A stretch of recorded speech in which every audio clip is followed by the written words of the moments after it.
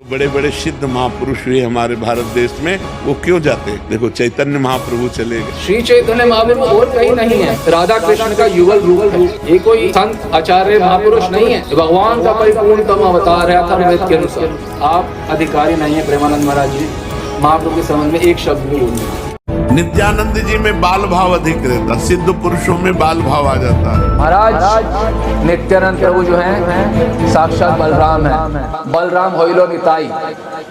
आप अधिकारी नहीं प्रेमानंद महाराज जी, महाप्रभु के संबंध में एक शब्द भी बोलना। अद्वैताचार्य बहुत बड़े महाभागवत, अद्वैताचार्य को बोलते हैं, वो कोई महावैष्णव है।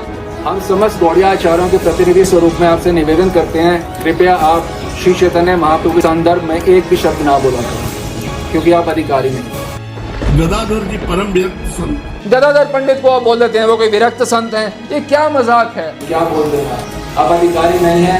अपने पति देव के चरण चिन्हों को हृदय में धारण करके इस पांच भौतिक शरीर का त्याग कर दिया लक्ष्मी देवी ने। क्या बात बोल रहे हैं आप? महाप्रभु की पत्नी जो है, साक्षात जो पत्नी है, नित्य भार्या है, लक्ष्मी प्रिया विष्णु प्रिया, आप बोलते हैं पंच भौतिक देह है। आप अधिकारी नहीं है प्रेमानंद महाराज जी, महाप्रभु के संबंध में एक शब्द भी बोलना। हमें कोई समस्या नहीं, हम ये चाहते हैं जिस क्षेत्र के बारे में हमें नहीं पता हमें नहीं बोलना चाहिए।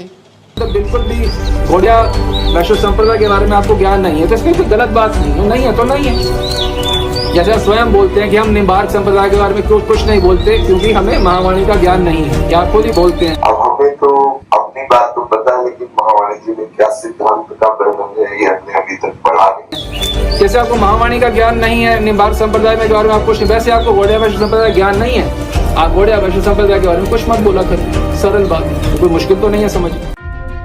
कितने ऊंचे पद पे आसीन हैं, कुछ विचार करके बोलना चाहिए, अविचार पूर्वक नहीं बोलना चाहिए। आप अपने पंथ के बारे में बोलना चाहिए, पर जिस विषय में आपको पता ही नहीं है उस बारे में आप क्यों बोल रहे हैं? किसी वास्तव में गौड़िया वैष्णव आचार्य के चरणों में बैठ के या तो सीखें कि क्या गौड़िया वैष्णव संप्रदाय है और फिर बोलें, कोई समस्या नहीं है। तो बिना सीखे बोलेंगे तो निरंतर अपराध होंगे और अपराध का बीज अपने अनुयायियों में भी बोएंगे।